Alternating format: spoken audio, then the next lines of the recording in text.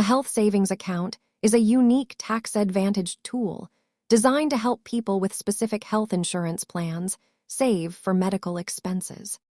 An HSA is essentially a personal savings account that you can use specifically for qualified health costs. The primary appeal is the triple tax advantage. You put money in tax-free, it grows tax-free, and you spend it tax-free on healthcare. To open an HSA, you must be enrolled in a high-deductible health plan. These plans have lower premiums but higher out-of-pocket costs. Unlike a flexible spending account, or FSA, an HSA is yours to keep, and the balance rolls over from year to year. Because these funds roll over, many people treat the HSA as a long-term retirement savings vehicle rather than just a daily spending account.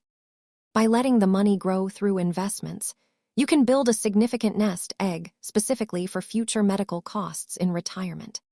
Check with your insurance provider to see if your current coverage qualifies for an HSA. Thanks for watching and stay informed.